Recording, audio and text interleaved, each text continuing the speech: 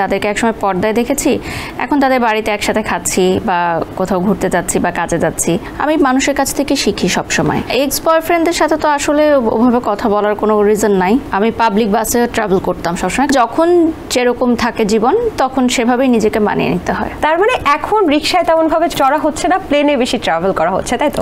রিক্সা করে আমি যেখানে যাব সেখানে তো আমি প্লেনে করে যাব না। অনেকে বলে না যে আমাকে অনেক ছেলেরা প্রপোজ করে, অনেক ছেলেরা প্রস্তাব দেয়, আমাকে কখনো দেয় নাই। আপনি তো প্রতিদিন লাইভ করেন এবং অনেক অনেক ব্র্যান্ড প্রমোশন করেন। কখনো এমন কেউ মেসেজ করেছে যাকে আপনি গোপনে আগে পছন্দ করতেন, হঠাৎ করে দেখলেন তার মেসেজ বা তার কমেন্ট? না না না, এরকম না।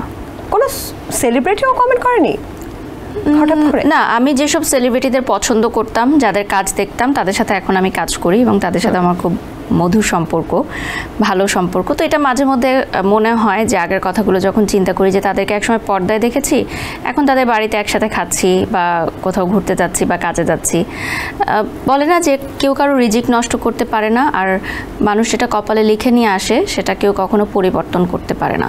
তো আমার এই জায়গায় আসা, তাদের সাথে উঠা বসা করা, আরও অনেক গণ্যমান্য ব্যক্তিরা আছেন যাদের সাথে আসলে আমার উঠা বসা হয়, যাদের কাছ থেকে অনেক কিছু জানতে পারি, হয়তো ক্যামেরার সামনে দেখাই না সবসময়।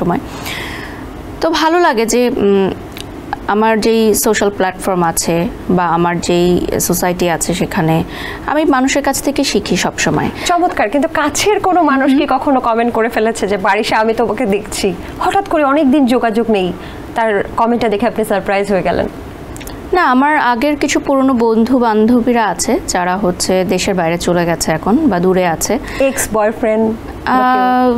না, এক্স বয়ফ্রেন্ডদের সাথে তো আসলে ওভাবে কথা বলার কোনো রিজন নাই, তো ওভাবে কোনো কথা হয় না। মানে এর মধ্যে আর কখনো যোগাযোগ হয়নি প্রাক্তন হয়ে যাওয়ার পর? অবশ্য আপনি যে ব্যস্ত থাকেন, আসলে মানুষ জানতে চায় যে আপনি আসলে রিক্সায় কতটা ভ্রমণ করেন, এবং রিক্সায় বেশি ভ্রমণ করেন নাকি প্লেনে বেশি ভ্রমণ করা হয় নাকি হেলিকপ্টারে বেশি ভ্রমণ করা হয়? রিক্সায় এক সময় অনেক ট্রাভেল করা হতো, যখন আমি স্কুল কলেজে পড়তাম বাসে ট্রাভেল করতাম, বা যখন নাচের ক্লাসে যেতাম রিক্সাতে ট্রাভেল করা হতো, প্রাইভেট পড়তে যেতাম। আর আমি পাবলিক বাসে ট্রাভেল করতাম সবসময়, কারণ তখন তো আমাদের যে গাড়ির অ্যাপগুলো ছিল না। যখন আমি কাজে স্টার্ট করেছি তখনও এগুলো ছিল না। তো দেখা যেত শুটিংয়ে এরকম মেকআপ ড্রেস আপ করে কিন্তু আমাদের বাসে বা সিএনজিতে যাওয়া আসা করতে হতো। তো এটা খুবই নর্মাল। তো এখন আমার পার্সোনাল গাড়ি আছে, তো গাড়িতে যাওয়া আসা করি।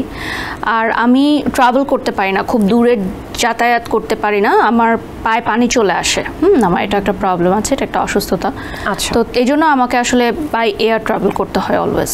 বাট একটা সময় আমি অনেক বাসে ট্রাভেল করেছি, আমি অনেক শোজ করেছি বাসে ট্রাভেল করে। থাকে না, যখন যেরকম থাকে জীবন তখন সেভাবেই নিজেকে মানিয়ে নিতে হয়। বাহ, চমৎকার। একটা সময় তো আসলে 300 টাকার ড্রেস কিনেও, আপনি ভ্যান গাড়ি থেকে 300 টাকার ড্রেস কিনেও পরেছেন। তার মানে এখন রিক্সায় তেমনভাবে চড়া হচ্ছে না, প্লেনে বেশি ট্রাভেল করা হচ্ছে, তাই তো? রিক্সা করে আমি যেখানে যাব সেখানে তো আমি প্লেনে করে যাব না। এটা তো মানে কোয়েশ্চেনটা খুব ফানি। ফানি, আপনাকে হাসানোর জন্যই বললাম। অনেকক্ষণ হাসছেন, আপনার হাসি না দেখলে ভালো লাগে না।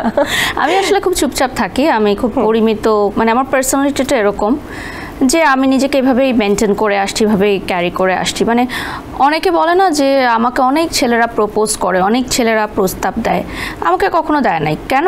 কারণ আমি আমার পার্সোনালিটিটাকে এভাবে মেনটেন করেছি যে একটা মানুষ এসে আমাকে কথা বলার আগে 10 বার ভাববে, এবং প্রত্যেকটা মেয়ের এই পার্সোনালিটিটা ক্যারি করা উচিত। ইনফ্যাক্ট এখন যে জেনারেশন, ওদেরকে আমি বলবো যে মেয়েদের পার্সোনালিটিটা, ছেলেদের পার্সোনালিটি ডেফিনেটলি হবে, বাট মেয়েদের অনেক কিছু বুঝে শুনে চলতে হয়। তাদের পার্সোনালিটি এমনভাবে ক্রিয়েট করতে হবে যাতে একটা মানুষ এসে আমাকে সরাসরি একটা অ্যাপ্রোচ করার আগে চিন্তা করে যে না, আমি ওকে কিভাবে কথাটা বলবো। এসএমসির emergency contraceptive pill Norix one অরক্ষিত মিলনের 72 ঘন্টার মধ্যে এর একটি মাত্র পিল আপনাকে করবে টেনশন ফ্রি। এসএমসির নরিক্স ওয়ান, এক পিলের সমাধান।